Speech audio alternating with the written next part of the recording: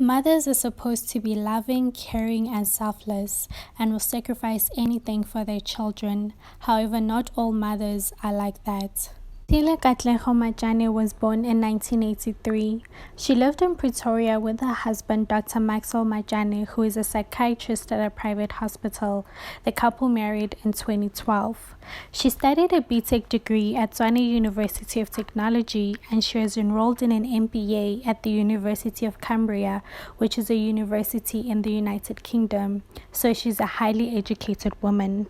She worked for her husband's practice, and they jointly owned properties that were held in a trust. In 2009, the couple had their first child together, a boy named Keandre, and in 2013, they had another child together, another boy named Alvaro. Maxwell and Rehithile seemed to have a very stable and happy marriage, and everyone loved the kids, and the kids seemed to be properly cared for. However, this all changed on the 17th of April 2015. According to Rehithile, 2 days before the 17th of April, she had been feeling depressed, and she started taking medication to help deal with the depression. On the morning of the 17th of April, she woke up and took the kids, Keandre, who was 6 at the time, and Alvaro, who was 2 at the time, to school. When she returned home, she says that she was still feeling depressed, and she started having a tight chest and a migraine. So she took more medication for the tight chest and the migraine along with the depression medication. Usually when she returned from taking the children to school, she would have breakfast with the husband, Dr. Maxwell.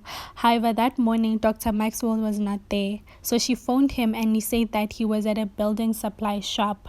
They then had a disagreement over the phone about a bathroom of a new house they were building. He then told her that after they finished building the house, he was going to leave her. She did not like this at all.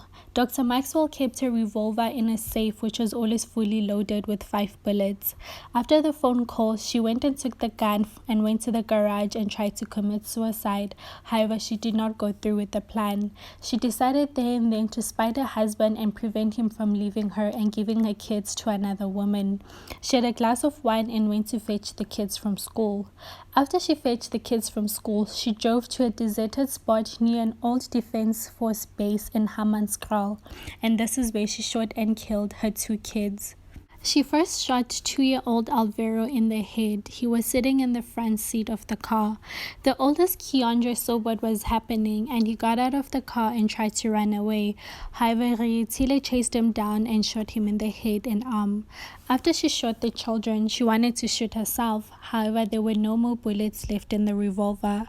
According to her, this is when she woke up from a medicated haze, and realizing what she had done, she ran to a nearby house to get help. She asked for a phone to call her mother and her husband. Police then came, and they went to where the children were shot. They found 2-year-old Alvaro slumped over in the front seat and 6-year-old Keandre in a pool of blood a couple of meters away from the car. Police who were at the crime scene say that they're still traumatized till this day on what they found. She told witnesses at the crime scene her husband wanted to leave her, and she did not like this at all. She also asked a female police officer to kill her because she wanted to rest with the children.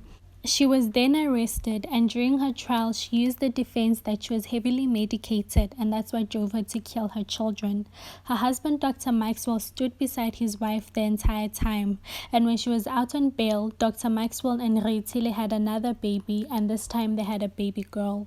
However, the judge and the psychiatrist who examined her rejected her defense and found her guilty for the planned and premeditated murders of her sons.